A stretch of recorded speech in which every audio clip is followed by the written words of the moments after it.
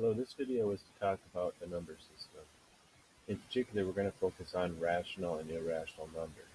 So everything you've been exposed to in elementary and middle school has pretty much been a real number.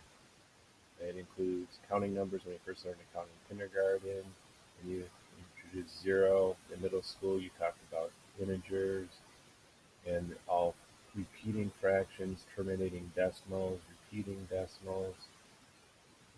These are all in the category of rational numbers. So by definition, a rational number is any number that you can change into an integer fraction where it has a whole number on the top and the bottom, and again, it could be positive or negative. An irrational number is any number you cannot write as an integer fraction.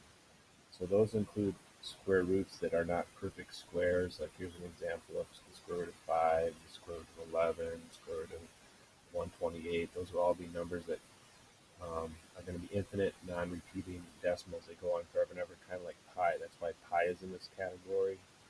Any cube root you do that's not a perfect cube would be in this category. This E actually represents Euler's number. It's a very famous number.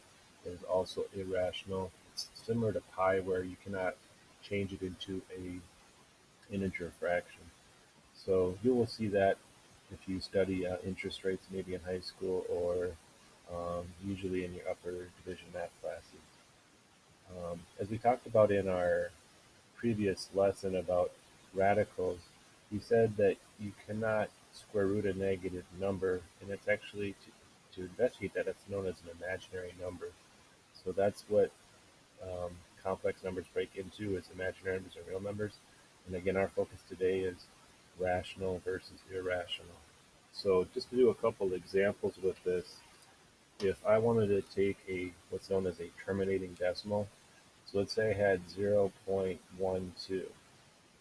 Well, that 2 is in the hundredths place. This is like saying 12 over 100. And because I can change this number into an integer fraction, it would be considered rational. Also, repeating decimals. The most famous one is probably 0.3 repeating, we know as 1/3. So anytime you have a decimal that repeats itself, you can change it to an integer fraction, and therefore it's in that rational category.